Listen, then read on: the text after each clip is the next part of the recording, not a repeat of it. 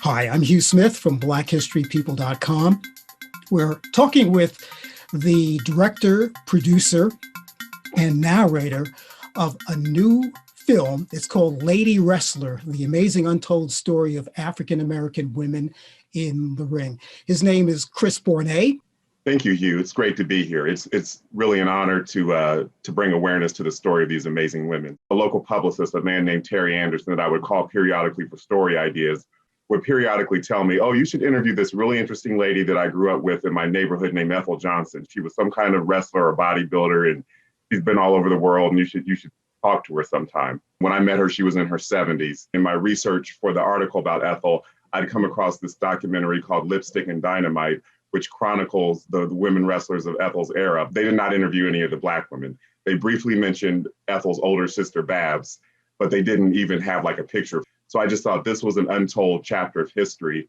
And I asked Ethel, I said, would you be willing to be interviewed on camera? And she agreed. And so in my research, I came to find out that there were dozens of women like her older sister, Babs, her younger sister, Marva, her neighborhood friend, Ramona Isbell, whom I also interviewed, and just dozens of other women who unfortunately had faded into obscurity. You tell in the film, Lady Wrestler, the amazing untold story of African-American women in the ring, the promoters who noticed the change in 1947 that Jackie Robinson was brought into Major League Baseball, and they basically used this as an idea to see if they could make some more money and open up wrestling in the late 40s, early 50s to women. One of the key figures in this whole story of the women wrestlers is a man named Billy Wolfe, a white man who was Mildred Burke's husband. Billy Wolfe was a failed wrestler himself who was from Missouri.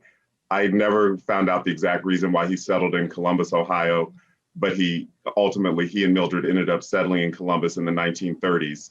And he sort of plucked Mildred from his obscurity. She was working as a waitress, as Jeff Lean's book, The Queen of the Ring, describes. And he just, for some reason, felt like he could groom her into a world wrestling champion and proceeded to do so. Billy Wolfe, even though he had many, many, many downsides to his personality, he had this progressive view of race and felt like if he could do with women's wrestling what Jackie Robinson did with Major League Baseball, then a lot of fans would come see wrestling matches just out of sheer curiosity. Ethel's older sister, Babs, was one of the first Black women he recruited, along with another woman named Kathleen Wembley, who is still alive, who I did not get to interview, unfortunately.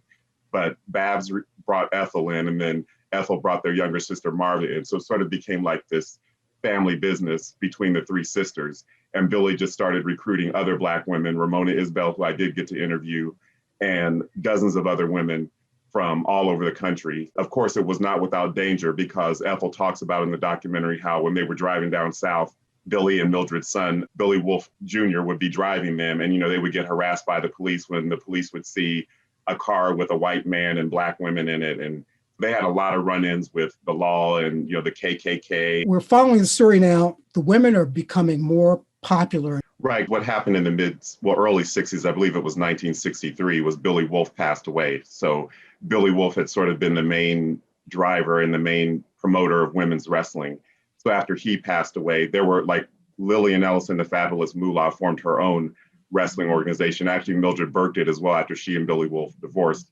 But I don't know if it was because they were women, but they didn't have the same pull that Billy Wolfe did. Also, Billy Wolfe had collaborated with another promoter named Al Haft, who was a member of the National Wrestling Alliance. So Al Haft had passed away at that point. As some of the women talk about in the documentary, Al Haft was a reluctant supporter of women's wrestling. I found a letter of his that said, I don't really care for women's wrestling. It's a man's sport.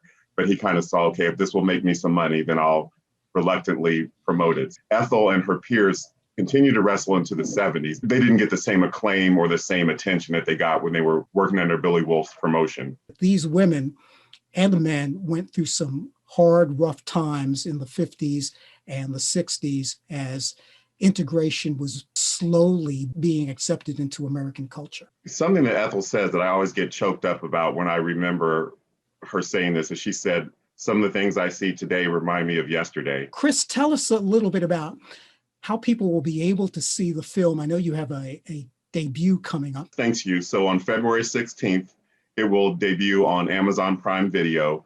It's currently available for streaming on the Lady Wrestler website, ladywrestlermovie.com, but it will be a much wider release on Amazon on February 16th. And I specifically chose that date because of Black History Month. Do you follow wrestling at all today? And do you have any thoughts about today's African-American women? I follow it here and there. I'm not like a huge wrestling fan, but there are some African-American women like Alicia Fox who are gaining traction. There's an independent wrestler that I recently spoke to named Trisha Dora, who's actually coming to Columbus for a match, like a socially distanced COVID match. Ethel and the women of her generation kind of have more star power, maybe because it was more of a novelty back then. Recently, Sports Illustrated picked Sasha Banks as Yes.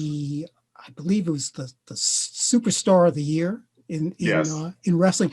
And I was amazed because she's actually one of my favorite African-American performers in the wrestling world. Check out Chris Bournea's production, Lady Wrestler, The Amazing Untold Story of African-American Women in the Ring. Will there be a DVD available? Yes, very soon I'll be making an announcement about the availability of the DVD. And I really appreciate your support and helping to bring awareness to these women's stories. I really appreciate it. You're welcome. Thank you, Chris. Thank you.